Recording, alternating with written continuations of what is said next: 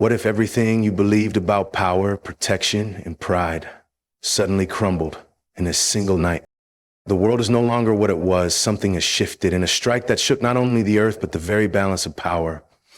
Iran launched a devastating blow that pierced the heart of Israel's defenses and exposed a truth far greater than any battlefield could reveal. This isn't just about missiles. It's about leadership shaken, alliances tested, people rising, and illusions falling. In a moment of rare honesty, Israel's own defense minister admitted what many feared: the nation was caught off guard. And what followed was a tidal wave of public outrage that no one, no government, no military could silence. You are about to witness a speech that doesn't just recount events, it unpacks the soul of a global turning point. It will challenge what you think you know about war, about resistance, and about the silent revolutions already underway. Stay with us until the end, because in every line of this speech lies a piece of the truth that's reshaping the world right now. And if you listen closely, you'll see it's not just about them, it's about all of us. Let's begin. Iran's calculated strike was not a spontaneous act of aggression, but a deliberate, measured, and strategically timed response. It was a culmination of years of mounting tensions, provocations, and regional instability. This attack was meticulously planned to deliver a message far beyond the battlefield. It wasn't just about military retaliation. It was about reclaiming dignity, asserting presence, and reshaping the narrative in a region dominated by shifting alliances and power plays. Iran targeted key military installations, intelligence hubs, and defense systems that had long been considered untouchable, revealing a depth of intelligence and technological sophistication that surprised even seasoned analysts. The timing of the strike was crucial, executed when Israel was politically divided and socially strained, amplifying the psychological and symbolic impact.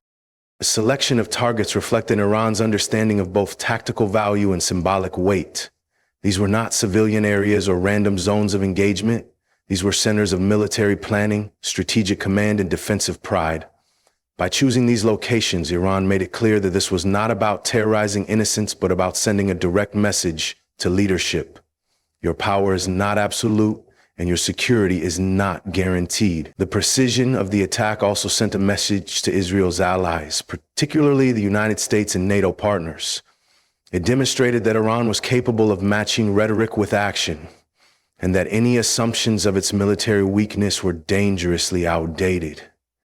Moreover, the calculated nature of the strike showcased Iran's evolving military doctrine. Instead of erratic or emotionally driven aggression, this was cold, calculated, and surgical. It highlighted Iran's growing influence over asymmetric warfare and its ability to challenge conventional military power with unconventional tactics. This strike disrupted not just the physical infrastructure of Israeli defense, but also the psychological security that had long underpinned Israeli confidence. It questioned the effectiveness of Israel's famed Iron Dome and its early warning systems. It challenged the belief that Israeli skies were impenetrable, a belief that had long sustained national morale and regional deterrence. By executing such a precise operation, Iran repositioned itself not just as a reactive force, but as a strategic actor capable of shaping outcomes and narratives in the Middle East. The message extended beyond Israel. It was directed at every nation that underestimated Iran's resolve, capacity, and strategic foresight. Israel's unexpected vulnerability in the face of Iran's attack sent shockwaves through its military establishment and its people. For decades, Israel had maintained an image of technological superiority and defense invincibility, bolstered by its advanced intelligence networks, the Iron Dome missile defense system, and deep-rooted alliances with Western powers. That perception was not just a strategic deterrent, it was a cornerstone of national identity and regional dominance. But Iran's precision strike revealed cracks in that image. It wasn't simply about physical damage, it was the psychological blow that stung deeper. For the first time in years, the public witnessed the limitations of the very systems that had long been held as impenetrable. The Iron Dome, though successful in many cases, was overwhelmed and caught unprepared for the volume and targeting accuracy of the incoming missiles. This vulnerability was not only technological, but also structural. Internal divisions within Israel's government, ongoing social unrest, and the erosion of trust in leadership had already weakened the cohesion necessary for rapid, effective response. The military was unprepared for the scale and coordination of Iran's assault. Intelligence failures led to miscalculations about both the timing and nature of the attack. While Israeli defense officials had anticipated retaliatory threats, they failed to comprehend the magnitude of Iran's planning or the new tactics it was willing to deploy. The strike exposed a glaring gap between perceived strength and actual readiness. It also sent a strong message to adversaries and allies alike that Israel, long considered untouchable, could be reached. That vulnerability resonated beyond the immediate damage, shaking the confidence of a nation that had built its strategy around the belief that it could deter any threat before it reached its borders. Regional powers watched closely, some with concern, others with a sense of opportunity. And the psychological impact was perhaps even more damaging than the physical one. When a country used to being the aggressor finds itself on the defensive, it disrupts the narrative of control. Citizens began questioning the competence of their leaders, and trust in the security apparatus began to erode. The myth of absolute security was punctured. And with that came a new sense of fear and unpredictability, not just in Israel, but across the geopolitical landscape of the Middle East. The public admission by Israel's defense minister marked a rare and deeply consequential moment in the country's modern history. Known for a culture of strength, defiance, and calculated ambiguity, Israel's political and military leadership rarely concedes faults, especially in matters of national security. Yet following Iran's devastating strike, the minister stood before the nation and acknowledged what many had feared. The system had failed. This admission was not merely a press statement. It was a turning point that revealed the depth of the impact and the gravity of the internal crisis. For a country that has long relied on an image of unshakable preparedness, the public declaration of misjudgment shattered the illusion of invulnerability. The defense minister cited intelligence lapses, a failure to anticipate the scope and precision of Iran's capabilities, and delays in activating defense protocols. Each revelation igniting fresh waves of outrage across the population. The transparency, while necessary, had a destabilizing effect. In Israel, where public trust in government and military institutions is deeply tied to perceptions of security and survival, the acknowledgement of failure was more than just an admission. It was a confession of weakness. Critics pounced on the statements, calling them proof of deeper structural flaws and political negligence. In the streets, the atmosphere shifted from shock to fury. Citizens who once rallied in support of their leaders began to demand answers, resignations, and reforms. The defense minister's words reverberated through every level of society, igniting debates in parliament, protests in city squares, and heated conversations in homes. International observers also took notice. Allies were forced to reconsider their assessments of Israel's preparedness, while adversaries saw the confession as validation of their own claims, that Israel's dominance could be challenged. Domestically, the speech became a symbol of accountability for some and incompetence for others. It stirred old political rivalries and inspired new opposition movements. While the intent may have been to offer honesty and restore credibility, the result was a tidal wave of criticism and a fracture in the unity that the leadership had hoped to preserve. What was once hidden behind military decorum and political rhetoric was now laid bare for the world to see. The defense minister's admission became both a moment of reckoning and a spark that fueled the growing flames of public dissent, changing the tone of the national conversation from resilience to reckoning. The eruption of public outrage in Israel following the defense minister's admission marked a powerful shift in the national psyche. For a society accustomed to a sense of security, built on technological superiority and strategic alliances, the realization that their leadership had miscalculated left citizens feeling exposed and betrayed. The images of missile strikes reaching key military zones, paired with the government's acknowledgement of intelligence and operational failures, acted as a catalyst for mass frustration. The Israeli public, already strained by political infighting, economic pressures, and ongoing tensions, saw this moment not just as a military failure, but as a symbol of deeper dysfunction within their leadership. The streets of Tel Aviv, Jerusalem, and other major cities quickly filled with protesters, many carrying signs demanding accountability, transparency, and change at the highest levels of government. This surge of anger wasn't limited to any one demographic. It spanned across age groups, political affiliations, and religious lines, reflecting a collective disillusionment that had been simmering for years. Families who had long trusted in the promises of security now questioned the very foundation of those assurances. Soldiers and reservists voiced concern over their own safety and the reliability of their command structures. The public conversation shifted from blind loyalty to critical inquiry, with media outlets hosting heated debates and round-the-clock coverage of the protests, security failures, and leadership responses. Political opposition figures seized the moment to challenge the current administration, framing the incident as proof of systemic failure rather than an isolated lapse in judgment. The sense of betrayal was compounded by the belief that this crisis could have been prevented. Many argued that arrogance and overconfidence within Israel's defense apparatus had led to complacency, allowing threats to evolve while the country stood still. The people demanded more than apologies. They demanded resignations, reforms, and a complete reassessment of Israel's national security doctrine. The outrage wasn't just about the failure itself, but about the loss of trust in a government that had promised protection above all else. This emotional rupture created a moment of national vulnerability, not just in military terms, but in the psychological and moral fabric of the country. In the minds of many Israelis, the strike and its aftermath weren't just an attack from an external enemy. They were a reflection of an internal collapse that had been long in the making, finally brought to light by the pressure of undeniable truth.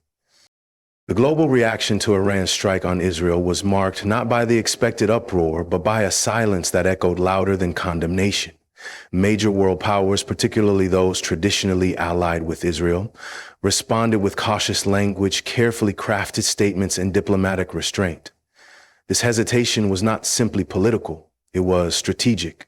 The sheer precision and impact of Iran's attack forced even the most powerful nations to reconsider their stance. It wasn't just a regional skirmish anymore. It was a potential spark for a broader conflict, and global powers were unwilling to escalate without clear benefit or certainty. For Israel, the lack of immediate and forceful international support felt like abandonment, a painful contrast to the vocal solidarity shown in previous conflicts. It was a moment of uncomfortable isolation, signaling that the rules of engagement in the Middle East were changing rapidly. While the United States issued formal support and condemnation of the attack, it stopped short of committing to any direct retaliation or new military aid, instead urging for de-escalation and restraint. European nations often split on Middle Eastern policies, were even more reserved, expressing concern but avoiding alignment with any one narrative. The silence from the Arab world was also telling. While some condemned the violence publicly, others treated the incident as a justified reaction to years of tension and unresolved conflict, especially in light of Israel's policies toward Palestinians and broader regional actors. Iran, on the other hand, found quiet nods of approval from its allies and sympathizers, emboldening its stance and elevating its status as a regional power willing to defy Western dominance. This lack of a unified global response did more than highlight geopolitical divides. It exposed a shift in the balance of influence. The silence wasn't neutrality. It was a calculated pause, a reflection of uncertainty about how power would be distributed moving forward. Israel, once seen as untouchable under the umbrella of Western protection, now faced a more complex, less predictable global environment. For the Israeli public and leadership, this realization cut deep. It forced a reevaluation of international alliances and raised doubts about future support in the event of further escalations. The global silence became symbolic of a larger truth, that in a rapidly evolving geopolitical landscape, even long-standing alliances can waver when the risks outweigh the guarantees, and that silence, when strategic, can carry more weight than words ever could. The events following Iran's devastating attack on Israel represent more than a temporary escalation. They may signify a major turning point in the geopolitics of the Middle East. For decades, the region has been dominated by a narrative shaped by Western interests, military superiority, and a carefully maintained balance of fear and diplomacy. Iran's strike and the subsequent fallout disrupted that balance in a way that few expected. By challenging Israel so directly and exposing vulnerabilities in its defense apparatus, Iran repositioned itself not just as a reactive player, but as a central force capable of dictating regional terms. This moment forced many nations to reconsider long-held assumptions about power dynamics, military deterrence, and regional leadership. The sense that a shift is underway was not only felt by political analysts or military strategists, but also by the people on the ground who have lived under the weight of conflict, occupation, and political manipulation. This attack shattered the illusion that military might alone can ensure dominance or security in the region. It emphasized the growing influence of asymmetric warfare, regional coalitions, and strategic patience. It exposed the limitations of high-tech defense systems in the face of evolving threats, and showed that psychological and symbolic victories can be just as powerful as battlefield success. For many across the Middle East, particularly those living under occupation or enduring economic hardship, the strike served as a signal that resistance is not futile and that even the most powerful can be held accountable. The moment inspired a resurgence of political consciousness among populations long marginalized or silenced by their own governments or foreign-backed regimes. Diplomatically, countries that once aligned unquestioningly with Western policies in the region are now beginning to explore new partnerships, considering shifting allegiances based on emerging realities rather than historical loyalty. It is not just Iran and Israel that are recalibrating, it is the entire region. The attack and the response, or lack thereof, have prompted discussions in capitals from Ankara to Riyadh, from Cairo to Doha. Nations are reevaluating their defense strategies, foreign alliances, and domestic narratives. The attack acted as a mirror, forcing states to confront not only their external vulnerabilities, but also the fragility of internal stability built on outdated assumptions. What emerges from this moment may be a Middle East no longer dictated by a few dominant players, but one where power is contested, negotiated, and redefined through resilience, resistance, and renewed national will. In the aftermath of Iran's calculated and powerful strike, the world has witnessed a moment of reckoning, not just for Israel, but for the entire region. The illusion of invincibility has been shattered, and with it, the certainty of old power structures, Israel's unexpected vulnerability, the defense minister's rare and honest admission, and the explosive anger of the people have all revealed a deeper truth. When leadership falters, when systems fail, and when silence replaces solidarity, the world changes not in whispers, but in seismic shifts. What we are witnessing is not just conflict, it's transformation. A new era is taking shape, but one where truth confronts pride, where the oppressed demand visibility, and where resilience is measured not in weapons, but in courage, awareness, and collective will. This moment challenges every nation to reflect, every leader to listen, and every citizen to rise above fear with clarity, wisdom, and unity. The future of the Middle East will not be decided by who shouts the loudest or strikes the hardest, but by who learns, adapts, and leads with purpose. The days ahead will be difficult, but they also hold the promise of awakening. In the chaos, there is clarity. In the crisis, there is a chance to rebuild, not just walls or borders, but trust, justice, and peace. Thank you for giving your time, your attention, and your heart to this message. May we all move forward not just with strength, but with wisdom, compassion, and unwavering resolve to build a future worthy of truth. Stay strong, stay awake, and may peace find us all. Good luck, and thank you.